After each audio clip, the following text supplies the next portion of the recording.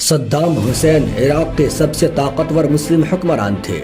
انہوں نے اپنے 26 لیٹر خون سے ایک قرآن لکھوایا جو آج بھی عراق میں موجود ہے۔ صدام حسین نے بہت ساری مسجد، مدرسے اور اسپتالوں کو بنوایا۔ ان کے دور حکومت میں عراق اپنے چھیتر کی سب سے بڑی ارتھ ویوستھا بن گیا تھا۔ صدام حسین کی دور حکومت میں لوگ سب سے اچھی زندگی بسر کر رہے تھے۔ 1980 میں یونائٹڈ نیشن نے اس لیے صدام حسین کو ایوارڈ سے بھی نوازا تھا۔ صدام حسین نے عراق میں بہت سے مدرسوں اور مسجدوں کی بنیاد ڈالی۔ ان کی بنوائی گئی ام الماری مسجد کو آج بھی لوگ دور دور سے دیکھنے آتے ہیں۔ صدام حسین نے اس مسجد کی میناریں میزائل کی طرح بنوائی۔ یہ وہی میزائلیں تھیں جن سے صدام حسین نے اسرائیل پر حملہ کیا تھا۔ اسکٹ میزائل کی طرح بنی 43 میٹر اونچی یہ مینار آج بھی دشمنوں کے دلوں میں خوف پیدا کرتی ہے۔ صدام حسین نے عراق کے لیے جو کیا وہ آج تک کوئی نہیں کر پایا۔ ان کی دور حکومت میں عراق سائنس اور ٹیکنالوجی کے معاملے میں آسمانوں کی بلندی کو چھو لیا تھا۔ انہوں نے بڑے پیمانے پر لیبوریٹری اور رصد گاہوں کو بنوانے کا کام شروع کیا جن سے لاکھوں ویگیانک تیار ہوئے۔ ان کی دور حکومت میں عراق بہت سارے میزائلوں کو بنانے میں کامیاب ہو پایا۔ انترراشٹریہ میگزین نیو انٹرنیشنلسٹ کے مطابق صدام حسین کے دور میں عراق سب سے زیادہ سمپن ملک تھا۔ صدام حسین وہ پہلے انسان تھے جو تعلیم پر بہت زیادہ زور دیا اور ہر عراق میں رہنے والے لوگوں کے لیے تعلیم کو ضروری قرار دیا۔ صدام حسین کی لوکپریتا سارے ریکارڈ توڑ دیے۔ وہ اپنے وقت کے عرب دیشوں کے سب سے مشہور انسان تھے۔ امریکہ نے صدام حسین کو کئی بار قتل کروانے کی کوشش کی۔ یہی وجہ ہے کہ صدام حسین جب بھی باہر نکلتے تو پہلے ان کے ہم شکل کو گاڑی سے روانہ کیا جاتا تاکہ صدام حسین کو بچایا جا سکے۔ صدام حسین پہلے عراقی حکمران تھے کہ جن کے کھانے کو سائنٹسٹ اور ڈاکٹر چیک کیا کرتے تھے۔ صدام حسین نے اپنی پوری زندگی عراق کو دنیا کا سب سے طاقتور دیش بنانے میں لگا دی۔ وہ کبھی بھی اپنی زندگی میں پوری رات سو نہیں پائے۔ صدام حسین کب اور کہاں ہوں گے یہ ان کے علاوہ کسی کو نہیں معلوم ہوتا۔ صدام حسین نے عراق میں پہلی بار سختی سے قانون لاگو کروایا۔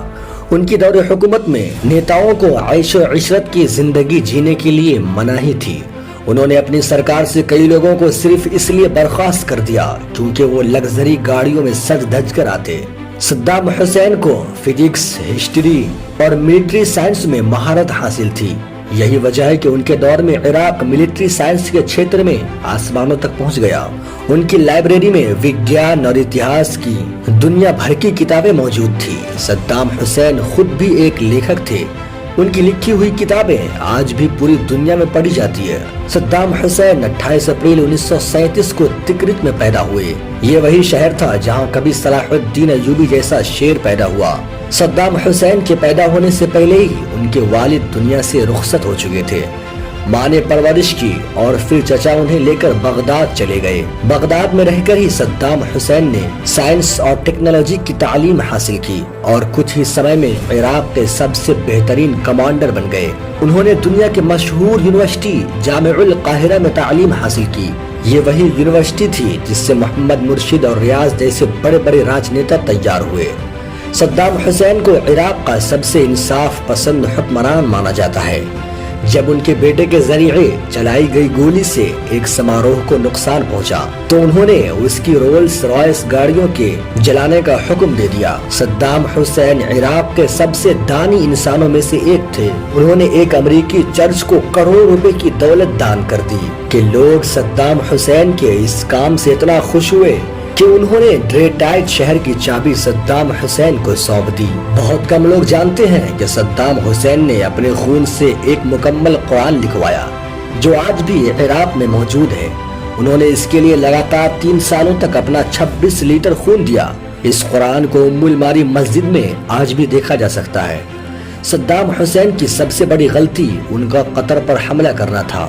صدام حسین کو کسی نے غلط خبر دی کہ قطر ان کے دیش کا تیل چوری کر رہا ہے اور صدام حسین بغیر سوچے سمجھے قطر پر حملہ کر بیٹھے۔ ان کے اس حملے سے عرب دیشوں میں دہشت پیدا ہو گئی اور پوری اسلامی دنیا 2 حصوں میں تقسیم ہو گئی۔ صدام حسین کی ضد اور فیصلے اٹل ہوا کرتے تھے لیکن پھر بھی انہیں اس غلطی کا زندگی بھر پچھتاوا ہوتا رہا۔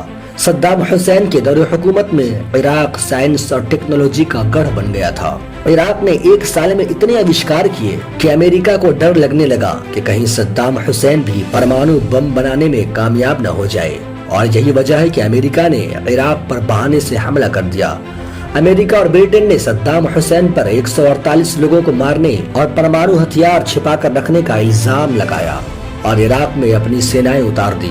जॉर्ज बुश के इशारे पर सद्दाम हुसैन पर मुकदमा चलाया गया ताकि उन्हें इराक की सत्ता और फिलिस्तीन के आजादी से रोका जा सके। सद्दाम हुसैन के फैसले सुनाने से ठीक पहले जज बदल दिया गया और फिर वही हुआ जो अमेरिका और इस्लाम दुश्मन चाहते थे। 30 दिसंबर 2006 को सद्दाम हुसैन को फांसी देने का हुक्म सुना दिया गया। फांसी से पहले सद्दाम हुसैन ने वजू बनाया और नमाज पढ़ी और कुरान की तिलावत करते हुए तख्ते-ए-दार की तरफ चल पड़े। उनके दाएं हाथ में कुरान और बाएं हाथ में तस्बीह और मुसल्ला था। फांसी पर चढ़ने से पहले कुरान जल्लाद को थमा दिया और अल्लाह अकबर के नारे के साथ फंदे तक पहुंच गए। मजमे में दहशत का माहौल था, लेकिन सद्दाम हुसैन के चेहरे पर एक अलग ही सुकून नजर आ रहा था। सद्दाम हुसैन को जिस दिन फांसी दी गई वो बकरीद का दिन था। मुसलमान एक तरफ जानवर को कुर्बान कर रहे थे तो अमेरिका सद्दाम हुसैन को। फांसी पर चढ़ते वक्त सद्दाम हुसैन के चेहरे पर बिल्कुल भी खौफ नहीं था, उनकी जबान पर कलमा तौहीद था। सद्दाम ने उस कपड़े को भी पहनने से मना कर दिया जो आम तौर पर फांसी के वक्त पहनाया जाता है। सद्दाम हुसैन वो पहले इंसान थे जिनकी मौत का मंजर पूरी दुनिया ने देखा। सद्दाम हुसैन को जब फांसी के लिए ले जाया जाने लगा तो उनके सुरक्षा में लगे सिपाही रो रहे थे क्योंकि उन्होंने आज तक इतना अच्छा इंसान नहीं देखा था। ये इतिहास में पहली बार था कि एक इराकी की प्रेसिडेंट की मौत पर अमेरिकी सिपाही आंसू बहा रहे थे। सद्दाम को फांसी दिए जाने पर अमेरिकी सुरक्षा कर्मी एडम रोजरसन ने रोते हुए कहा, हमने सद्दाम के साथ गद्दारी की है और हम हत्यारे हैं सद्दाम हुसैन के। सद्दाम हुसैन ने लोगों के दिलों पर हुकूमत की थी। जब अमेरिका ने उन्हें फांसी देने का ऐलान किया तो अमेरिकी सेना में बहुत से लोगों ने इस्तीफा दे दिया। सद्दाम हुसैन भारत के एक बेहतरीन दोस्त रहे। उनकी दौर हुकूमत में इराक हर मुश्किल घड़ी में भारत के साथ खड़ा रहा। भारत के गुजरे प्रधानमंत्री इंदिरा गांधी ही सद्दाम हुसैन के बेटों के नाम रखे थे। अमेरिकी खुफिया एजेंसी के मुताबिक सद्दाम हुसैन थोड़े दिन और जिंदा रहते तो मस्जिद अक्सा आज मुसलमानों के हाथ में होती। अमेरिका ने सद्दाम हुसैन को फांसी जरूर दे दी, लेकिन लोगों के दिलों से सद्दाम हुसैन की मोहब्बत को नहीं निकाल पाया। सच तो यह है कि सद्दाम हुसैन आज भी हर मुसलमानों के दिलों में जिंदा है। सद्दाम हुसैन किसी के लिए हीरो तो किसी के लिए विलन, लेकिन आपके लिए क्या है? कमेंट में